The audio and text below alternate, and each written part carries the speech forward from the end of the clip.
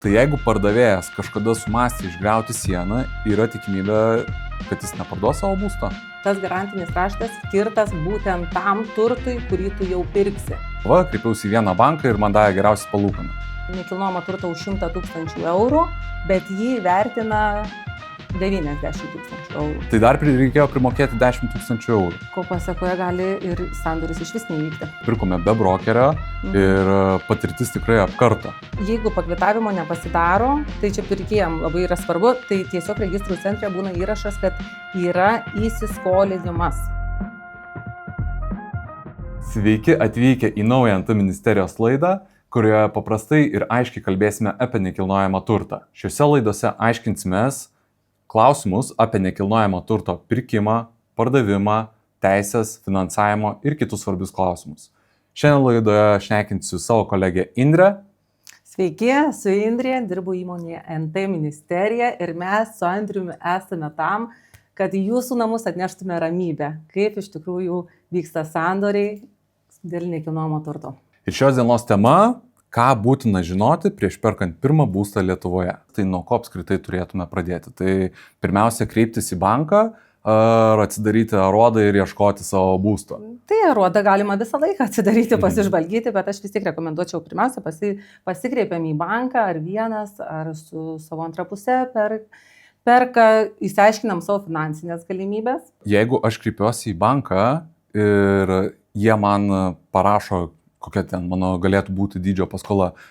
Ar čia yra kažkoks galiojimo terminas? Jeigu tik tai parašo, tai dar iš tiesų nieko nereiškia, nes aš siūlyčiau pasikreipti bent jau į 3-4 bankus, kad galėtumėt palyginti palūkanų normas ir visą kitą. Tai, bet jau kai pasirašai sutartį su banku, kaip vadinama tą garantinį raštą, tai tas raštas dažniausiai galioja mėnesį, kartais galioja ir 2 esu mačiusi, bet paprastai galioja mėnesį. Mėnesį laiko. Tas garantinis raštas, jau kai pasirašai, tai būtina pasidaryti turto vertinimą ir bus tas garantinis raštas skirtas būtent tam turtui, kurį tu jau pirksi.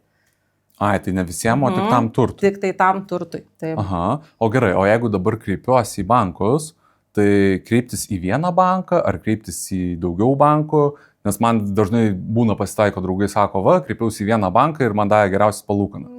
Dažniausiai aš irgi atkreipiu dėmesį, kad kreipiasi į tą banką, su kuriuo jau turi kažkokių ryšių. Ten galbūt atlyginimas ateina į tą banką, ar ten kažkokias kitas paskolas dar turi, bet aš visą laiką siūlau bent į 3-4 bankus pasikreipti, kad galėtum palyginti ir galėtum gal net ir kainą truputį nusimušti, kainą turiu galvoje palūkanų normą.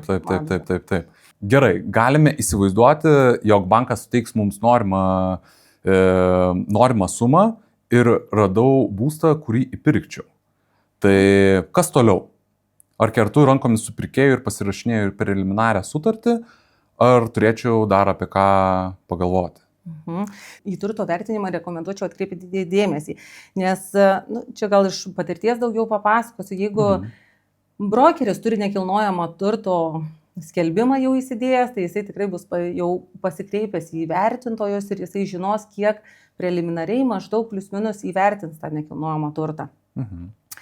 Bet jeigu pardavinėja žmonės patys, tai jie dažnai šito dalyko nežino ir nebūna pasidarę, ko pasekoje gaunasi taip, kad pirkėjas susiduria su vertinimu, tarkim, perka nekilnojamą turtą už 100 000 eurų, bet jį vertina 90 000 eurų. Ir tada jau skaičiuojasi banko paskola nuo vertinimo sumos. Ko pasekoje mes tada turime turėti 10 000 dar papildomai. Papildomai primokėti. Aš kadangi žinau, kad tu irgi esi pirkęs savo nekilnojamą turtą įsigijęs, tai gal net ir pats iš savo patirties papasakoti. Prieš metus laiko, tarp kitko, nusipirkau savo pirmąjį nekilnojamą turtą ir susidūriau su šia problema, nes jau pasirašėme preliminarią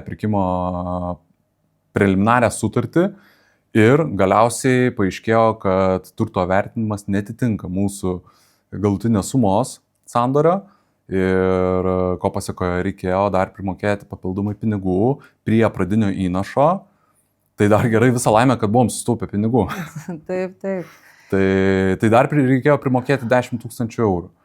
Tai buvo skaudu ir netikėta ir turto vertinimas, kaip ir sakau, netitiko normos. Taip, ir dažnai pasitaiko, jeigu, tai labai džiaugiuosi, kad jūs turėjot susitaupę pinigų, bet irgi iš klientų tikrai ir iš sandorių tekio matyti, kad tiesiog neturi tų pinigų su savim ir tada, ko pasakoje, gali ir sandoris iš vis neįvykti. Tai norėjau paklausti, o kas tada nutinka? Jeigu turto vertinimas netraukia, kiek turėtų traukti, o jau preliminari sutartis pasirašyta, tai gali būti, kad anuliuosim preliminariai ir neteksim savo pinigų?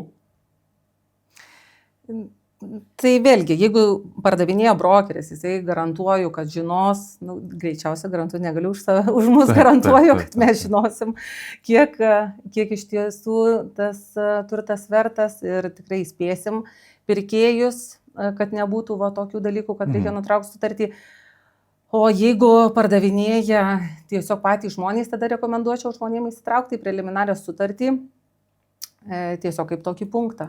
Jeigu netitinka vertinimas, kas tada būna, kokios toliau sąlygos. Čia tarp kitko labai gera pastaba, kad reiktų įsitraukti, ko mes nebuvome padarę, nes mes pirkome be brokerio ir patirtis tikrai apkarto.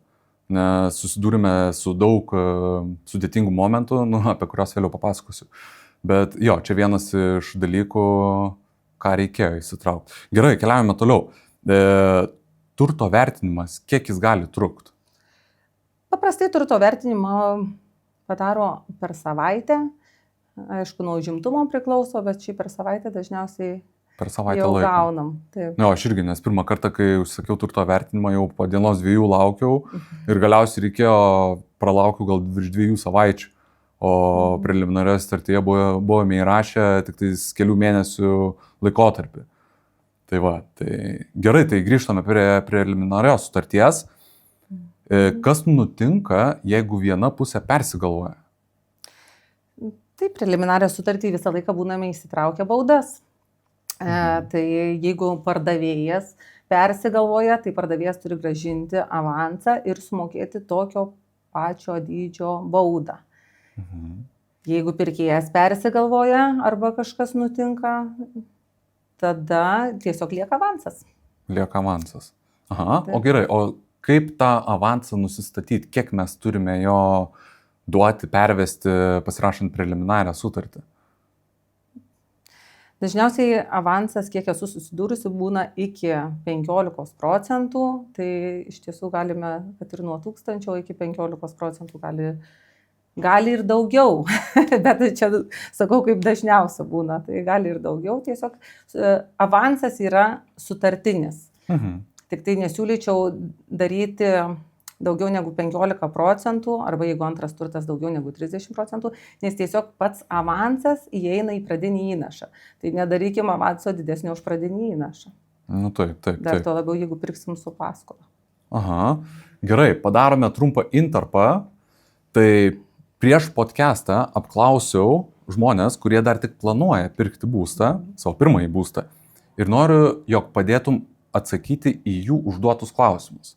Taigi, pirmas klausimas, kaip teisingai vertinti savo biudžetą ir nustatyti, kokios vertės būstą galime savo leisti. Šitas lengvas klausimas, tai galiu aš atsakyti. Taip, Andriau. Pirmiausia, reiktų įsivertinti, kad pradiniam įnašui reikia 15%. Tai atmetus tai, įsivertinti savo mėnesinės išlaidas ir pasiskaičiuoti, kiek tas bankas mums priskaičiuos mokėti palūkanų kas mėnesį. Pasiskaičiuoti savo mėnesinės išlaidas, ką keliaujame į parduotuvės ir taip toliau, ką išleidžiame ir pasižiūrėti, ar mes išgyvename ar ne. Taip, ir dabar turiu gerų žinių, kad nuo rugpjūčio mėnesio naujas įstatymas, kad pirmam būstui įsigyti, dabar užteks tik tai 10%. Jau 15 nereikės. Tai galioja tik pirmam būstui. Pirmam būstui. Jeigu antrą jau pirkčiau, tai jau nebe. Negalioja ir jeigu tavo bendraskolis, tarkim, perkate dviesi ir jeigu tavo bendraskolis jau turi būstą, o tu neturi, tai irgi jau negalioja, turit abu neturėti. Ir vis tiek 15%. Tada bus 10, o jeigu kitu atveju, tada jau skaičiuosis kaip antras būstas, tai bus 30%. Supratau. Gerai. Antras klausimas. Ar preliminarią būsto pirkimo pardavimo sutartį būtina pasirašyti pas notarą? Ne, tikrai nereikia.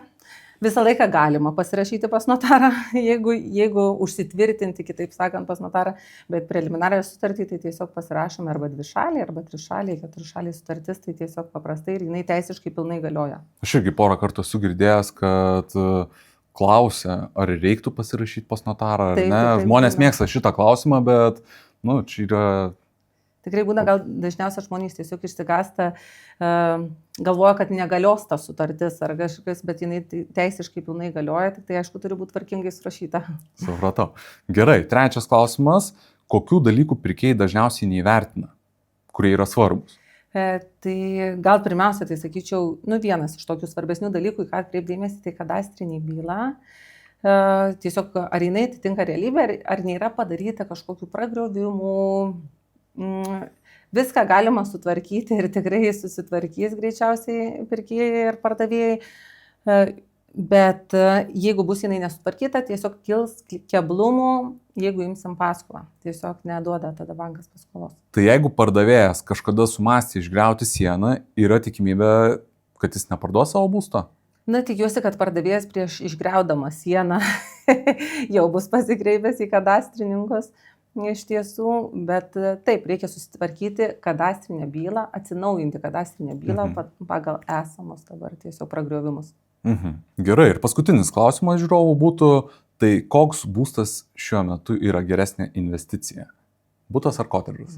Tai visų pirma, tai tiesiog nekilnojamas turtas yra labai gera investicija, bet dažniausiai perka, taip pat dažniausiai tiesiog atkreipus dėmesį, kad perka butus investicijai, jeigu grinai investicijai. Kotedžus perkasi savo, o butus dažniausiai perkasi investicijai. O ir iš tiesų, dažnai man sako, aš geriau dabar išsinuomosiu, nes neverta pirkti. Bet ar negeriau būtų nusipirkti ir mokėti panašią paskolą bankui? Aš nežinau, čia pagal savo paskaičiavimus, taip galvoju. Tai va, neseniai greičiausiai prieš tai nuomavaisi kažką ir dabar jau turi savo nusipirkęs, tai net ir pats iš savo patirties gali šitą...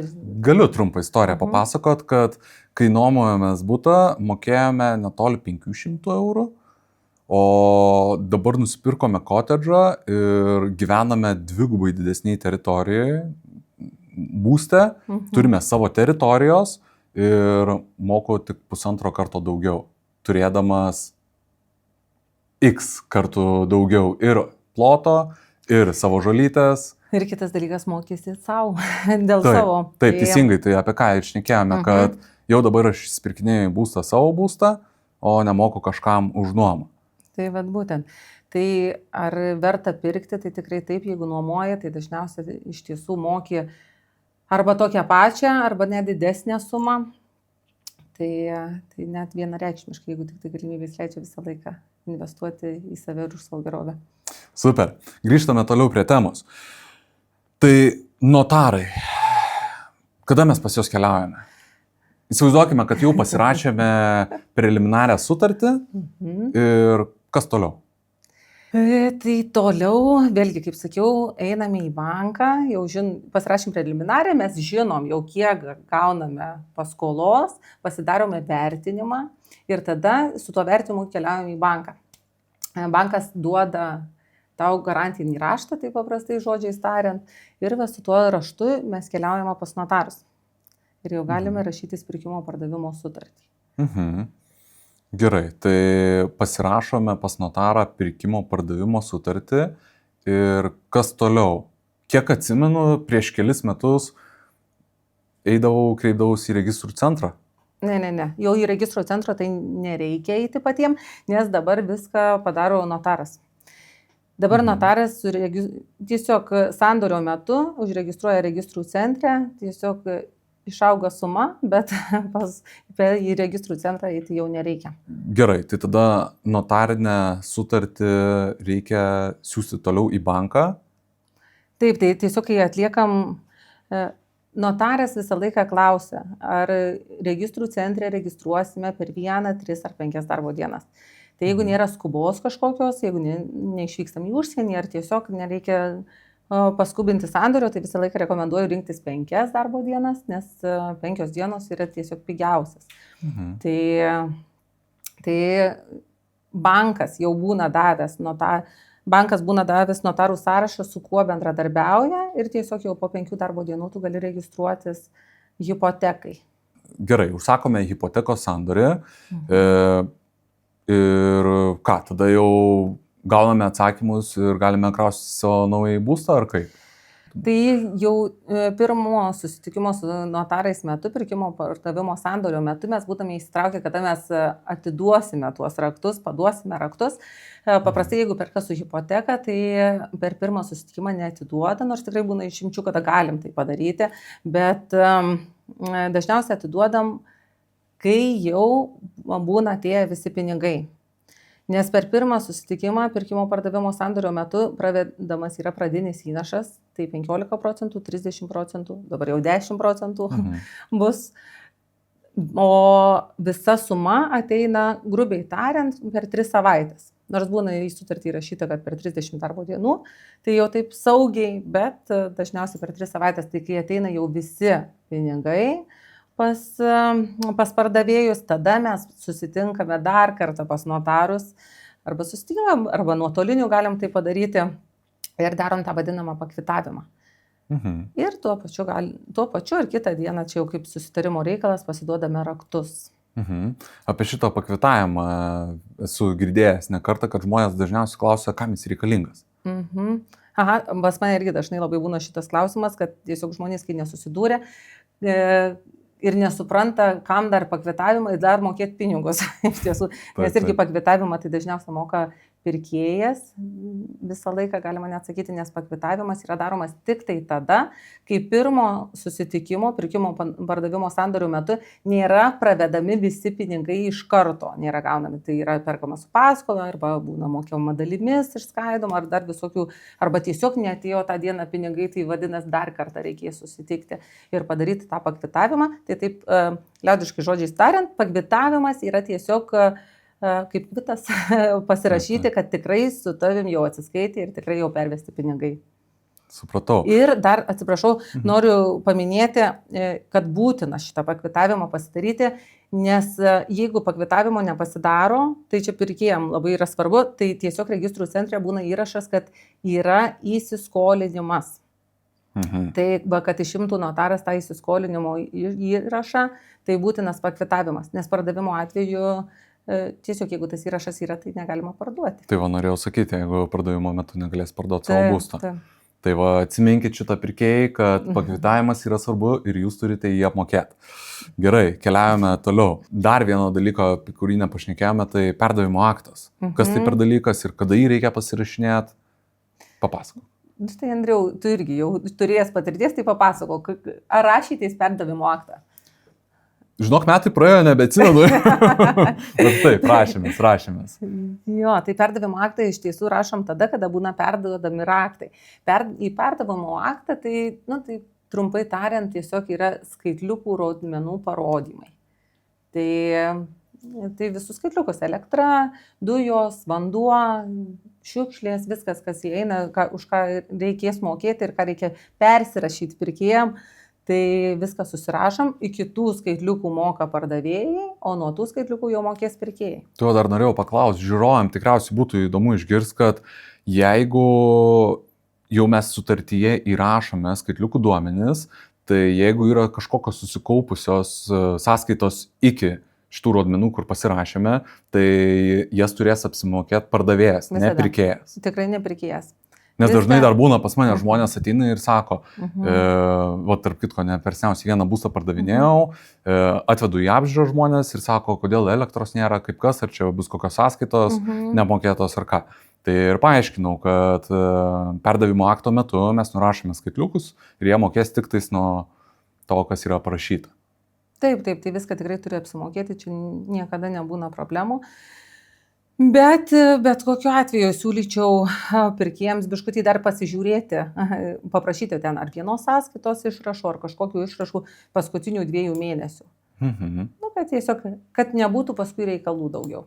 Dar dažniausiai, kai lyginas žiemos ir vasaros mėnesius, tai rekomenduoju visada pasimti bent 3 mėnesių išrašus. Žiemos. Žiemos, kad galėtų pasilyginti, nes dažniausiai pasiema 1 mėnesio, ten jie gal neprirašė normaliai dujų, neprirašė normaliai elektros ir gauna sąskaitą labai maža, nors iš tiesų paėmus 3 mėnesių vidurkį. Taip, suprantu, ką sakai, bet iš tiesų dujos, elektra, vanduo, visi šitie dalykai, tai būna, kiek išleisi, gal tu iš vis net nenaudosi tų dujų, gal valgyti nesidarysi, iš tiesų ir nereikės. Tai gal daugiau atkreipčiau dėmesį tiesiog kiek už šildymą. Aišku, jeigu tai dujinis šildymas, tai dujas kreipiam dėmesį, jeigu tai būna centrinis, daleiskim, kolektorinis ar tiesiog centrinis šildymas miesto, tai atkreipiam daugiausia dėmesio į šildymą. Kiek reikės mokėti. Viską kitką, ką tu išsinaudosi. Gerai, Indrė. Tai kada verta kreiptis į brokerį? Visada. Visada verta kreiptis į brokerį. Tu iš tiesų, kadangi jau esi abiejose barikadų pusėse ir buvai kaip pirkėjas, ir dabar esi kaip brokeris, tai iš savo pusės pasakyk, kada tu manai, kada verta kreiptis į brokerį. Galiu trumpai papasakot, kad kai pirkau savo pirmąjį būstą, labai stresavau, nes nieko nežinau, nieko nesupratau, viską turėjau aiškintis, nuo turto vertinimo iki preliminarios sutarties, iki notarų pirkimo pardavimo sutarčių. Buvo daug klausimų, į kuriuos ieškojau atsakymus ir praleidau labai daug laiko ir tai ne iki galo išsigryninau, nes pridariau nemažai klaidų. Tai kas liečia, pavyzdžiui, turto vertinimą, nežinau, kiek reikės laukti. Užsisakiau gal po kelių savaičių jau pasirašęs preliminarią sutartį, kas galiausiai lėmė, kad vos spėjau užbaigti savo sandorį sėkmingai, nes turėjau dar laukti bankų pasiūlymų, buvo gruodžio mėnesis, galas, niekas nenorėjo su manim bendrauti, žodžiu, turėjau daug problemų. Daug problemų. Tai va, tai iš tiesų brokeris tam ir yra skirtas, mes tam ir esame, kad atneštume ramybę, kad suteiktume tą saugumo jausmą, kad ateitumėte į sandorį kaip į šventę, nes iš tiesų tai dažniausiai būna, jeigu perka, tai jums šventė, nes pirmas arba antras būstas, o pardavėjai irgi parduoda dėl to, kad nori parduoti, tai visi laimingi galų gale būna, tai kad tai nebūtų stresas, kad tai būtų iš tiesų džiugus dalykas, tai saugumas, ramybė, jūsų laiko taupimas. Taip, aš net iš dabartinės, atsiprašau, kad pertraukiau, net iš dabartinės patirties, kai pagalvoju, tai brokeris nuvykdamas į sandorį, jis gali ir nusiderėti daugiau pinigų ir vis tiek turi daugiau patirties pirkime, pardavime. Aš kaip, pavyzdžiui, pirkėjas, net nežinau, kiek iš tiesų galima dėrėtis, labai žaidė emociją, nes norėjau to būsto, o galiausiai gavosi, kad gal sumokėjau šiek tiek daugiau.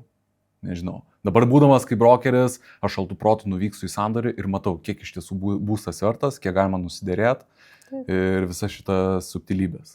Ir dabar turime paruošę dar kelis blitz klausimus, kuriuos užduosiu tau. Gerai. Ar šiandien vis dar apsimoka pirkti nekilnojamą turtą? Tai vėlgi, apsimoka visada pirkti nekilnojamą turtą, tik tai reikia atkreipti dėmesį kur ir pirkti protingai. Bet manau, kad investicija į nekilnojamą turtą tai yra viena stabiliausių tiesiog dabar šiuo metu. Taip, pilnai sutinku su tavimi. Ar visada verta dėrėtis dėl būsto kainos? Visada. Visada verta dėrėtis, iš tiesų. Niekas per galvą neduoda, jeigu derimės, jeigu kalbamės. Bet čia ir esame reikalingi mes brokeriai. Nes mes žinom, kiek kainuoja iš tikrųjų tas nekilnojamas turtas, kad klientai tiesiog nepermokėtų, mes išmanom tą dėrybų meną, nes mes tuo gyvenam ir tame dirbam, tai dėrėtis verta, o turi šalia brokerį, kuris dėris dar labiau verta. Tikrai taip. Gerai, ir paskutinis klausimas, ar žmonės dažniau perka emocijomis ar logika? Emocijomis. Jeigu čia jau grinai tiesiog iš patirties kalbu ir atkreipiu dėmesį, kad pirmą būstą perka iš emocijų, nes tikrai, o paskui jau, kai apie investavimą eina kalba, tada jau įsijungia logika, nes tu jau paskui skaičiuoji ir dėliojasi. Super. Tai ką, Andriau, pirma tinklalaidė mūsų kaip ir baigėsi. Iš tiesų, jaudinausi taip, kaip net niekada nesijaudinu, atrodo, ir kamerose būnu ir labai patinka netgi, bet šiandien iš tiesų labai jaudinausi, tai, o kaip tu jautiesi, kaip tavo? Šlapia nugara, tiek pasakysiu. Tai abiem tie pirmi kartai, tai tikrai gal net prižadėti, kad kuo toliau to bus geriau. Vienareikšmiškai. Kad kuo toliau to geriau, tai prašom žiūrėti mus, tikrai daug temų nekilnojamo turto paliesime, norim, kad kuo daugiau žmonių įsigytų nekilnojamo turtą. Kad nebijotų, kad jaustumėte saugiai, tiek ir finansiškai ateityje, tiek kad laimingi išeitumėte iš sandorių. Super. Ačiū.